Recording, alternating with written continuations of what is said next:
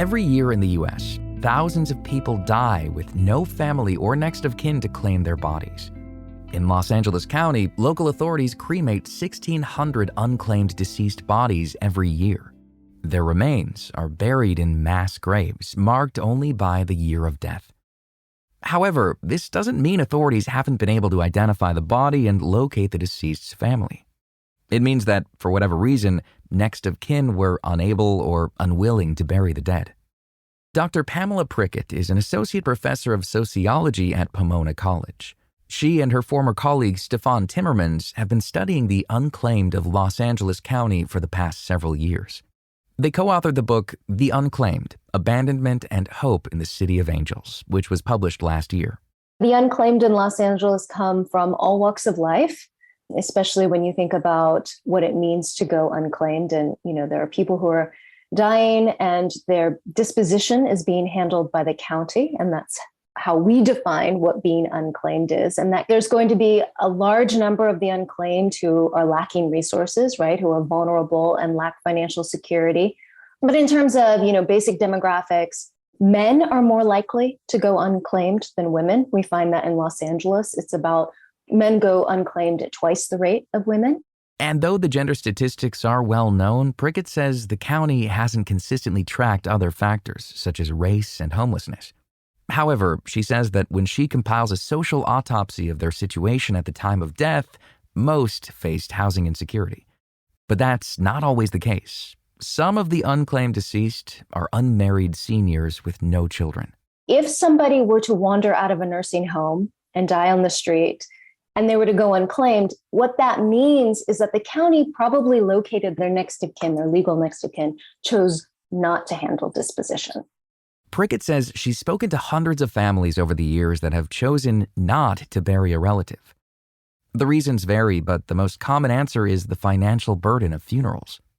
According to the National Funeral Directors Association, the average cost of a funeral in the U.S. today is about $8,000.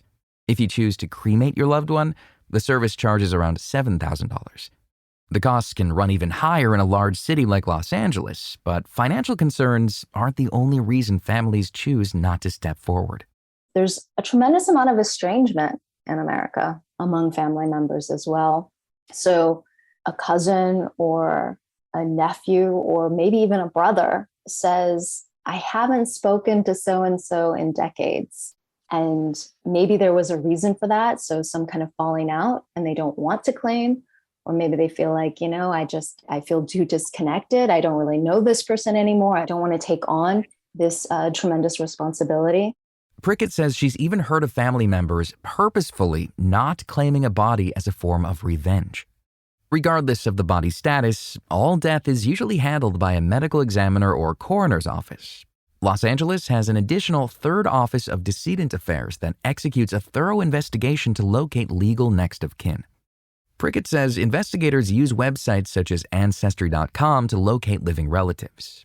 With all the technology and social media available today, authorities are able to identify all but a dozen or so people out of the 1,600 deceased that are unclaimed every year. Death scene investigators, if they're called out to a scene, they'll go through the apartment or the location of the death. They'll look for the personal effects of the person who has died, right? They're going to look for all kinds of signs of some kind of communication, right? Looking through phone, looking through letters, and try to identify who their next of kin could be. They then back at their offices have just a variety of databases, law enforcement databases, legal databases, financial databases that they can search to try to find who would be relatives or known associates. The people in the medical examiner's office will then call basically anybody they can find who might have known that decedent and ask them questions and try to identify, can we find who the legal next of kin is, the closest living relative, and talk to them. So it's a very thorough investigation. I mean, there are times in which they'll spend months and months looking. But when the next of kin are found, they have no legal obligation to pay for a burial. However, the medical examiner's office will often try to compel them using various tactics. One of the carrots that the medical examiner coroner's office has to try to compel families is the death certificate. So in order for families to be able to go to a bank and claim assets or get access to different financial and material resources. They'll need a death certificate. And so they can hold off on that death certificate until somebody's claimed, although at some point they have a limited number of spaces in their crypt, and they're going to have to get the flow of bodies going. The problem is that once the body is at the medical examiner coroner's office, if a family doesn't step up to claim or cannot, the body is already in the facility, right, of the medical examiner coroners, and something has to be done. We can't have bodies, linger for years. Fortunately, every once in a while, authorities will contact next of kin who are overjoyed to claim the body of a long-lost relative. Prickett remembers a story of two sisters who were given up for adoption because their mother was mentally ill and couldn't care for them. When their mom died, the daughters were no longer legal next of kin, but because they showed up in records as blood relatives, the authorities were able to contact them. Those two women, adult women now, her daughters, went to court to be able to claim the right to bury their biological mother. Prickett says there's no centralized database that provides the identity of unclaimed bodies across the U.S.